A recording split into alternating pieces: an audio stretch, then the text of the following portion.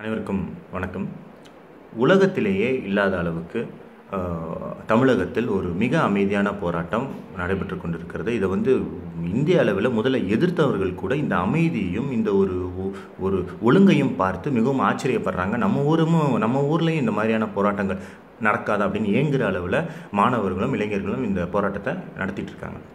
இப்போது இந்த 6வது நாள் 7வது நாளில் ஹிப்ஹாப் ஆதி வெளியிட்டு இருக்கும் அந்த காணொளி எனக்கு மிகப்பெரிய மனவேதனையை அளிக்குது.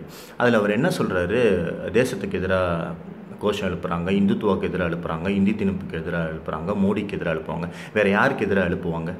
நான் என்ன கேட்குறேன், இந்த ஜல்லிக்கட்டுக்கு எதிரான போராட்டம் அப்படிங்கிறது ஒரே நாளில் ஜல்லிக்கட்டுக்காக மட்டும் எழுந்த ஒரு உணர்ச்சி கொந்தளிப்பல்ல. தொடர்ந்து தமிழர்கள் வஞ்சிக்கப்பட்டு கொண்டே இருக்கிறார்கள் மத்திய அரசினால். தொடர்ந்து இந்தி திணிப்பு நடைபெற்று கொண்டே இருக்கிறது. நீங்கள் தேட்டருக்கு போனாலும் இந்தியில் தான் மத்திய அரசின் விளம்பரங்கள் வருது. பேங்க்குக்கு போனால் ஆங்கிலத்திலையும் இந்திலையும் தான் எல்லா ஃபார்ம்ஸும் இருக்குது. ரயில்வே ஸ்டேஷனில் அப்படி தான் இருக்குது. அது மட்டும் இல்லை, டிமானிட்டேஷனுக்கு அப்புறம் நம்ம எப்படி இந்த வர்தா புயலின் போது பாதிக்கப்பட்டோம் அப்படிங்கிறத நம்ம தான் நேரடியாக சென்னை வாசிகளை அனுபவித்தோம். ஆக இந்த மாதிரி தொடர்ந்து மக்களால் உள்ளேயே பதுக்கி வைக்க எப்படா வெளிக்காட்டும், எப்படிடா காட்ட ஒரு வாய்ப்பு கிடைக்காதான்னு இருந்த எல்லாத்தையும் இந்த ஜல்லிக்கட்டு அப்படிங்கிற ஒரு காரணம் வெளியே கொண்டு வந்துருச்சு. அது மட்டும் இல்லாமல் இந்த ஜல்லிக்கட்டுக்கு எதிராக இருப்பவர்கள் யார் அப்படின்னு பார்த்தீங்கன்னா, ராதாராஜன் ஆகட்டும், பிஜேபிக்காரர்களாகட்டும், ஆர்எஸ்எஸ்காரர்களாகட்டும், விலங்குகள் நல அமைப்பில் இருக்கிறவங்க எல்லாருமே ஒரு ஆர்எஸ்எஸ் பேக்ரவுண்ட்லேருந்து வர்றவங்க. இவங்களை எதிர்த்து தானே இயல்பாகவே இந்த கோஷம் இருக்க முடியும். வேறு யாரை எதிர்த்து இருக்கும்? ஒரு போராட்டம் என்பது ஆட்சியாளர்களுக்கு எதிராக, அடக்குமுறைக்கு எதிராக நடப்பது தானே. அப்போ அங்கே அவங்க மோடிக்கு எதிராக சத்தம் எழுப்பாமல் யாருக்கு எதிராக சத்தம் எழுப்ப வேண்டும் என்கிறார் ஆதி. ஆக ஒரு அமைதியான போராட்டத்தில் போய் தேசக்கூடிய எரிக்க பார்க்குறாங்க, கொலை பண்ண பார்க்குறாங்க என்றெல்லாம் இவர் போலியான குற்றச்சாட்டுகள், எங்கேயுமே இல்லாத போலியான குற்றச்சாட்டுகளை இவர் இன்வென்ட் செய்து வைப்பது என்பது இவரை ஒன்று யாரோ மிரட்டி இருக்க வேண்டும், இல்லைன்னா இவராகவே பயந்திருக்க வேண்டும்.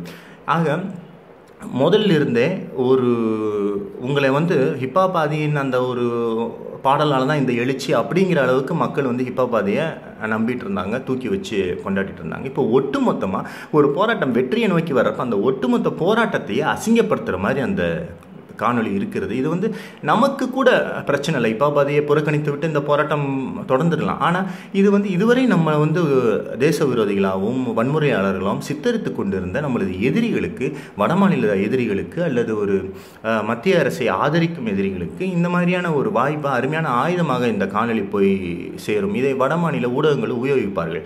ஆக இது மிகவும் கண்டிக்கத்தக்க வேண்டிய ஒரு விஷயம். ஹிப்ஹாப் ஆதி போன்றவர்கள் இனி இந்த மாதிரியான போராட்டத்தை தங்கள் சுயநலத்திற்கு பயன்படுத்தி கொள்ளாமல் இருப்பது நல்லது. இன்னொன்று, போராட வர்றவனுக்கு பயம் இருக்கவே கூடாது. பயப்படுறீங்க, உங்களுக்கு திடீர்னு ஒரு இடத்துல பயம் வந்துடுனா எதுக்கு வர்றீங்க?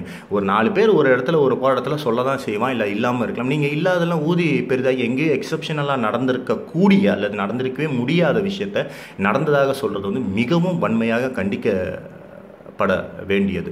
இனியாவது இந்த மாதிரியான ஆட்களை அவர்கள் தரத்திற்கு அதிகமாக நம்ம தூக்கி கொண்டாடும் நிலை இல்லாமல் இருக்கணும் அப்படிங்கிறது என்னுடைய தாழ்மையான வேண்டுகோள். நன்றி, வணக்கம்.